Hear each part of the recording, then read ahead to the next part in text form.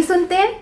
जैसे कि मैंने अपनी कहानी का सिलसिला शुरू करने का आप लोगों से वादा किया था अपनी पहली एक हिंदी वीडियो के माध्यम से, तो आज मैं लेकर आई हूँ उसी किताब की कहानी जो मैं आपको पढ़कर सुनाऊंगी। ये अपने आप में एक पूरी किताब है, इसमें एक पूरी कहानी है और किताब का नाम तो आपको पता ही है, गोम्पा के अमूल्य हार का रहस्य। और इससे पहले कि मैं शुरू करूं, मैं आप लोगों को निवेदन करना चाहूँगी कि सब्सक्राइब कीजिए मेरे चैनल को, क्योंकि मैं इंतज़ार कर रही हूँ ऐसे बहुत से छोटे छोटे प्यारे बच्चों से जुड़ने का, जिनमें शायद कहीं ना कहीं एक लेखक भी छिपा होगा जो अपनी कहानियाँ मुझे भेज सकते हैं और मैं उनकी किताब प्रकाशित करूँगी अगर मुझे उनकी कहानियाँ पसंद आती हैं तो। और मैं चाहती हूँ कि ऐसे भी बच्चे जुड़े जिन्हें कहानियाँ सुनना पसंद है, और इसीलिए मैं ये एक अलग से सेगमेंट लेके आई हूँ अपने इस चैनल के माध्यम से, क्योंकि मेरे बच्चों को कहानियाँ सुनना बहुत पसंद है। और पब्लिशिंग हाउस चलाने का ये एक अपने आप में बहुत ही अलग अनुभूति देता है, अनुभव देता है कि हम ऐसे बहुत से लोगों के साथ जुड़ सकते हैं जो पढ़ना चाहते हैं अच्छी किताबें। तो मेरे पब्लिशिंग हाउस के द्वारा छपी हुई सारी किताबें, आपको जो लिंक मैंने शेयर किया है डिस्क्रिप्शन में, आप उसमें जाइए, आपको सब किताबें मिल जाएंगी। और आज मैं ज़्यादा समय ना लेकर सीधा कहानी पर आती हूँ, और इस कहानी को हम जितना पढ़ सकेंगे इस वीडियो को, ताकि बहुत लंबी ना हो जाए, और फिर मैं अगली वीडियो में सिर्फ ख़त्म करूँगी इस किताब को और फिर ले आऊँगी और बहुत सी किताबें, क्योंकि मेरे पास भंडार है। क्योंकि मेरे बच्चे बहुत पसंद करते हैं किताबें पढ़ना, कहानियों की, इंग्लिश में, हिंदी में। तो इस सेगमेंट में जो मैं बच्चों के लिए स्पेशली लाई हूँ, स्टोरी टेलिंग सेशन है ये मेरा, इसमें मैं इंग्लिश और हिंदी दोनों स्टोरीज पढ़ूंगी। और आज मैं पढ़ूंगी पहले गोम्पा के अमूल्य हार का रहस्य। तो उम्मीद करती हूँ कि आपको पसंद आएगी, जुड़े रहिए मेरे साथ वीडियो के अंत तक। भुसौरे में एक आदमी, अध्यापक आंगचुक के सिवा जो नदी के किनारे एक गुफा में रहता था, जैंगबो और उसके परिवार का कोई अन्य पड़ोसी नहीं था। सबसे निकटतम गांव 10 मील दूर था, जहां जैंगबो का एक चचेरा भाई रहता था। इसलिए जैंगबो के दोस्त थे आंगचुक, उसका वफादार कुत्ता जिंगजिंगबार और उसका बहुत सुंदर काला जंस्कारी पहाड़ी घोड़ा रमजक। ये घोड़ा उसे उपहार स्वरूप नीमा नाम की लड़की ने दिया था, जिसे उसने एक क्रूर अपहरणकर्ता से बचाया था।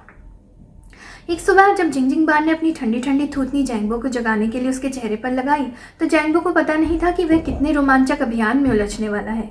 उस सुबह जब छोटे से एप्सो टेरियर की ठंडी थूथनी उसे गुदगुदा रही थी, तो वह अपने गर्म बिस्तर में और नीचे धंस गया।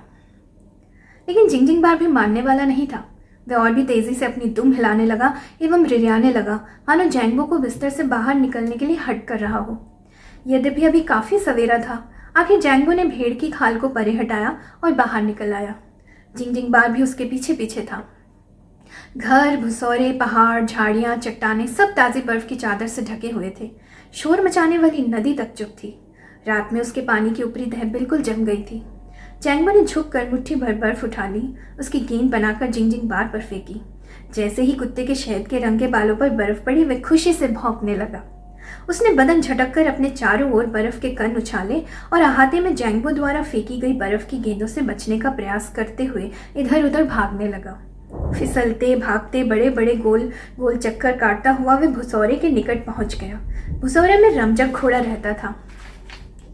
जैसे ही जिंगजिंगबार भुसौरे में घुसा, जैंगबो ने सोचा वह फिर घोड़े की लीद खाएगा। ये कुछ नई बात नहीं थी। जंस्कार में सब जानते थे कि जिंगजिंगबार को घोड़े की लीद खाना कितना अच्छा लगता था। जैंगबो को इस पर बहुत गुस्सा आता था, फिर भी जैंगबो उसे कभी नहीं मारता था। जैंगबो और जिंगजिंगबार एक दूसरे को बहुत प्यार करते थे।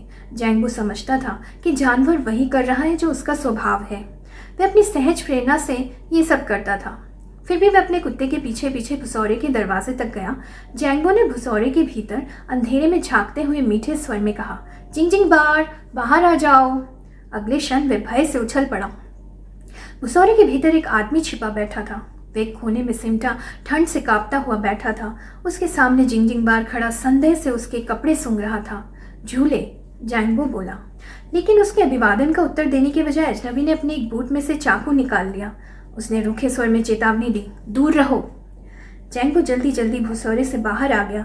जब वह पिता को बुलाने घर की तरफ जाने लगा, तो उसने चिल्लाकर कहा, जिंगजिंगबार, उस पर नजर रखना। जिंगजिंगबार भयानक तरीके से गुर्राया। उसकी गर्दन के बाल खड़े हो गए और इस तरह वह अपने आकार से भी बड़ा दिखाई देने लगा। उसने आदमी के हाथ के चाकू पर नजर जमाए रखी। इस दौरान जैंगबो घर पहुंच गया था। उसके माता पिता व वृद्धा दादी नाश्ता शुरू करने वाले थे। वह भागा भागा भीतर पहुंचा तो हाफ रहा था। उसका चेहरा सर्दी से लाल हो गया था। उसकी तिरछी काली आंखें उत्तेजना से चमक रही थी। पिताजी जल्दी करिए, एक आदमी हमारे भुसौरे में छिपाया है और उसके पास चाकू भी है, जैंगबो चिल्लाया। बिना कुछ कहे वानग्याल ने सांपा का कटोरा नीचे रख दिया और उठ खड़ा हुआ। उसने कोने में से मोटा डंडा उठाया और बेटे के पीछे भुसौरे की ओर चल पड़ा। जब वह भुसौरे में पहुंचा तो देखा कि आदमी भागने की कोशिश कर चुका है, लेकिन जिंगजिंग बार ने उसे भागने नहीं दिया। आदमी के चोगे का एक कोना जिंगजिंग बार कसकर अपने मुंह में पकड़े था। आदमी ना तो आगे बढ़ सकता था और ना ही मुड़कर कुत्ते को मार सकता था। जैसे ही उस आदमी ने जैंगबो और वानग्याल को देखा तो उसकी नज़र वानग्याल के हाथ में मोटे डंडे पर पड़ी। उसने भागने का एक और प्रयास किया। जैसे ही आदमी जैंगबो और वानग्याल के पास से भागा, चर से कपड़ा फटने की आवाज़ ने पहाड़ों की शांति को भंग कर दिया। उसके चोगे का बड़ा सा टुकड़ा जिंगजिंग बार के मुंह से लटक रहा था। अजनबी तेजी से बर्फ ढकी धरती पर होता हुआ नदी की दिशा में भागा। और रुको, वानग्याल ने चिल्लाकर कहा, लेकिन आदमी और भी तेजी से भागने लगा। चलो जैंगबो, जिंगजिंग बार, चलो उसे पकड़े, आदमी के पीछे भागता हुआ वानग्याल बोला। जब वे आदमी के पास जा पहुंचे तो उसने चाकू निकाल लिया, लेकिन वानग्याल ने अपनी लाठी घुमाकर ऐसी मारी कि चाकू उसके हाथ से दूर जा गिरा। तब उसने उस अजनबी को गर्दन से पकड़ लिया। अब बताओ बच्चों, तुम कौन हो? वानग्याल ने जानना चाहा।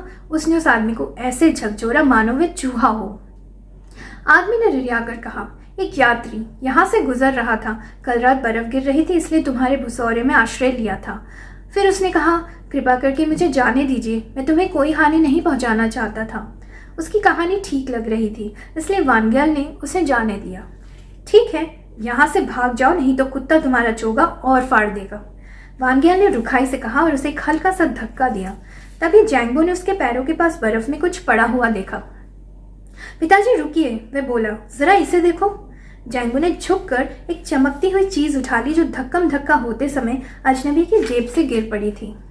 आह, वानग्याल ने धीरे से कहा। जैंगबो ने जैसे ही वानग्याल को दिखाने के लिए लॉकेट को धूप में हिलाया तो वह चमचमा उठा। वह लॉकेट सोने की जंजीर में लटक रहा था। उसमें बहुत ही सुंदर सफ़ेद रत्न लगे हुए थे, जैसे पहले शायद ही किसी ने देखे हो। ये बहुत चमचम सफ़ेद था और इसमें एक अजीब दीप्ति थी जो बड़ी पवित्र लग रही थी। ओम मणि पद्मे हुम, अनायास वानग्याल के मुंह से निकल गया। उसकी शक्ति और भव्यता ऐसी थी, अरे ये मेरा है, मुझे दे दो। जब उसे अपनी हानि का पता चला तो अजनबी गुस्से से चिल्लाया। वह जैंगबो की ओर लपका जिससे लॉकेट को झपट ले, लेकिन जिंगजिंग बार उससे तेज था। उसने घुर्रा कर उसका रास्ता रोक लिया और अपने दांत दिखाने लगा। यदि अजनबी एक कदम भी जैंगबो की तरफ बढ़ाता तो जिंगजिंग बार उस पर आक्रमण कर देता। ये देखकर आदमी वहीं का वहीं खड़ा हो गया। कृपा करके इसे मुझे वापस दे दीजिए, उसने ज्यादा नम्रता और सुरक्षित दूरी से कहा। जैंगबो ने उसके फैले हुए हाथ को अनदेखा कर दिया और लॉकेट वानग्याल को दे दिया। वानग्याल ने उसे ध्यान से देखा। चलो इसे तुम्हारी दादी को दिखाएं, आखिर वानग्याल ने सुझाव दिया। वे बहुमूल्य रत्नों के बारे में बहुत कुछ जानती हैं। अजनबी को अपने बीच करके जैंगबो और वानग्याल घर की तरफ बढ़ने लगे। पीछे पीछे जिंगजिंग बार भी आ रहा था।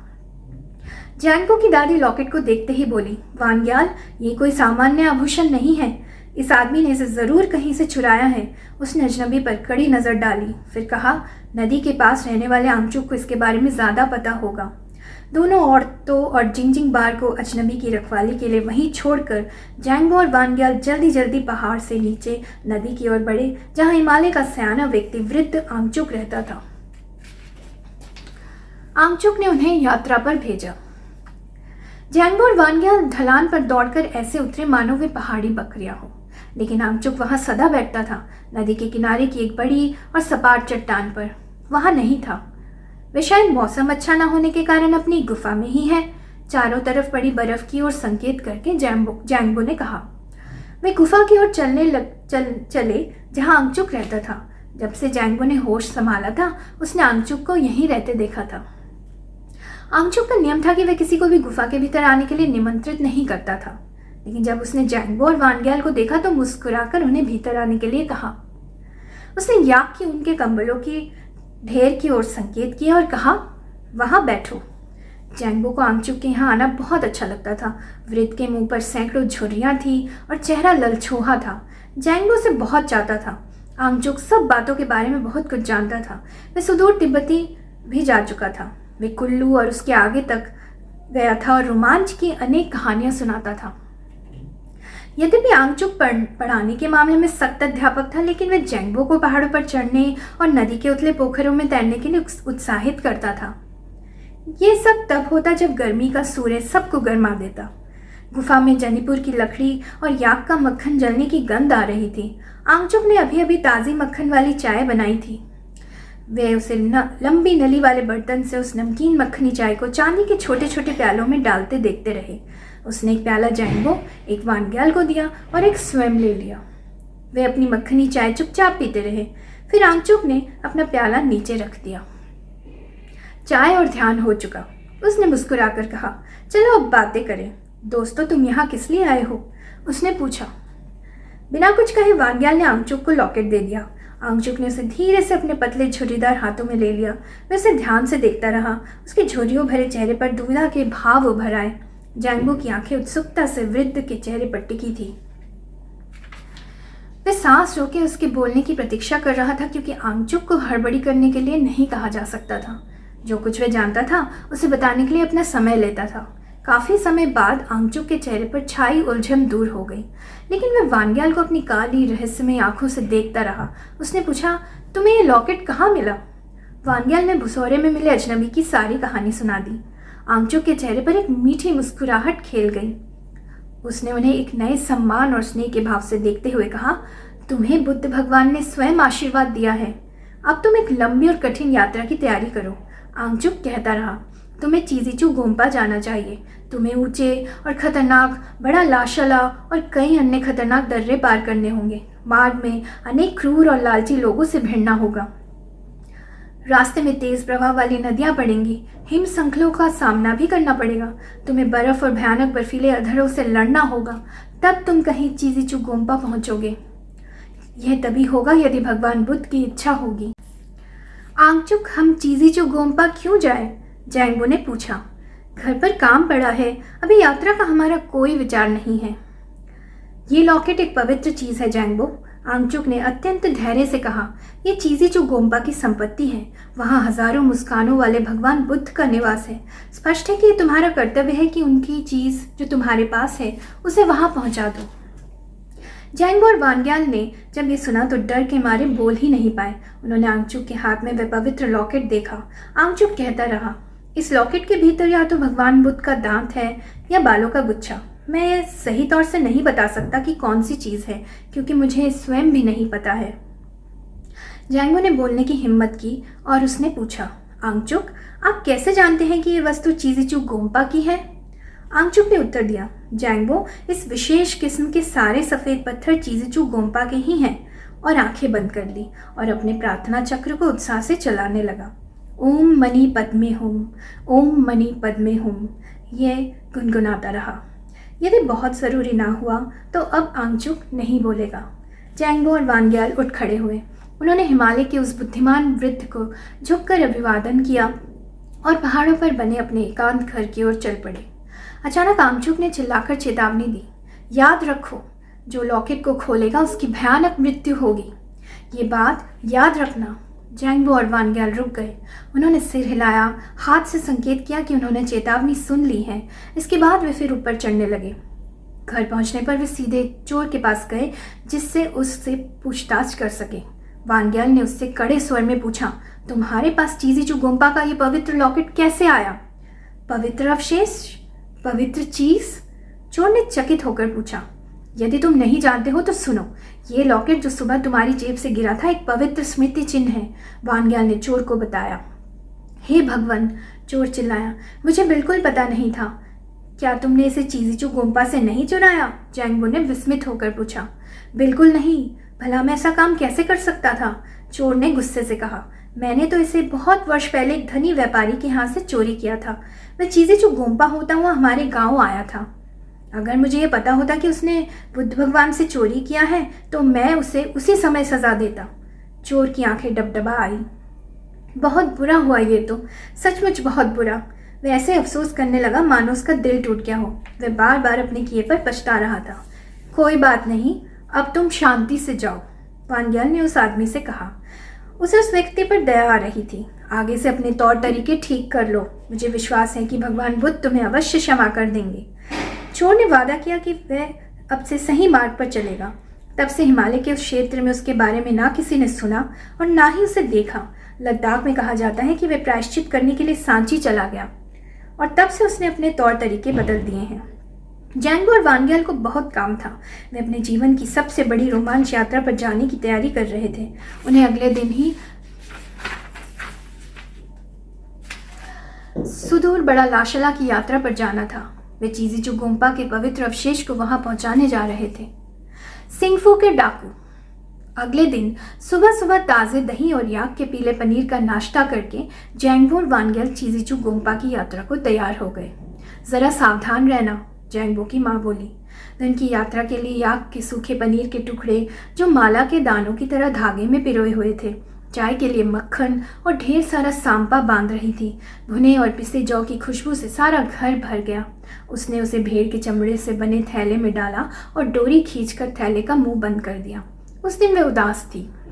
भगवान बुद्ध के लिए की जा रही इस यात्रा में उसके पति और बेटे को जाने कौन से खतरों का सामना करना पड़े। वह सोचने लगी। जैंगबो अपना प्याला और चम्मच रख लिया है, ज़रा देख लो, उसकी दादी ने याद दिलाया। जैंगबो ने अपने चोगे में हाथ डाला। पीतल का छोटा चम्मच और प्याला वहाँ थे। वह सिर हिलाकर मुस्कुराया। मेरा चकमक पत्थर भी है।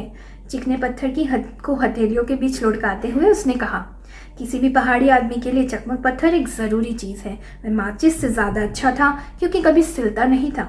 जिंगजिंग बार ने उस वक्त कुछ नहीं खाया था। उसे काफ़ी पहले पता चल गया था कि वे यात्रा पर जा रहे हैं और वह भी उनके साथ चलने को बहुत उत्सुक था। उसे इस समय भोजन की परवाह नहीं थी। जैंगबो जानता था कि वह रास्ते में कुछ मारकर खा लेगा। दिन के दौरान में जिंगजिंग बार को प्राकृतिक खाना मिलना तय था। लद्दाख के रास्ते की चट्टानों में काफ़ी चूहे थे। जब वे चलने को तैयार हो गए तो उन्होंने घर में पीछे रह गई दोनों स्त्रियों को प्यार से अभिवादन किया और चल पड़े। जैंगबो और वानग्याल एक पंक्ति में आगे पीछे चल रहे थे क्योंकि उबड़ खाबड़ पहाड़ी रास्ता बड़ा संकरा था और उस पर एक समय में केवल एक ही आदमी चल सकता था। दिन साफ था और सूर्य अपने पूरे वैभव से चमक रहा था। प्रत्येक बर्फीली चोटी आकाश की पृष्ठभूमि में स्पष्ट दिखाई दे रही थी। जैंगबो ने साफ नीले आकाश को देखा और सीटी बजाने लगा।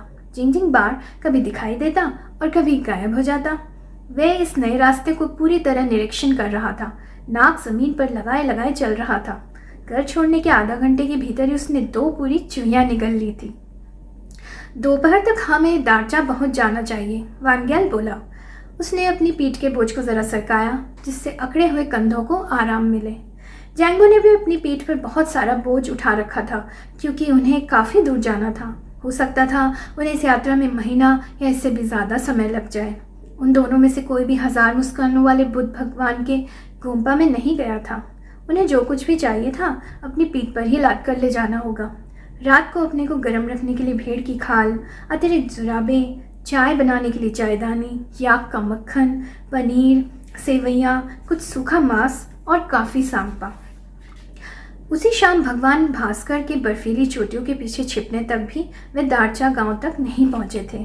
सूरज छिपने से अब बहुत सर्दी हो गई थी। थोड़ी देर में अंधकार हो जाएगा। हमें रात खुले में ही बितानी पड़ेगी, वानग्याल ने निराशा से कहा। वह आशा कर रहा था कि रात किसी सराय में गुजरेगी जहाँ कुछ गरम गरम खाना खाने को मिलेगा। वे किसी उपयुक्त स्थान की खोज करने लगे जहाँ वह आग जलाकर सर्दी और हवा से बच सके। एकाएक वानग्याल ने ऐसी खो की ओर संकेत किया जो स्थान से कुछ आगे था जहाँ वे खड़े थे।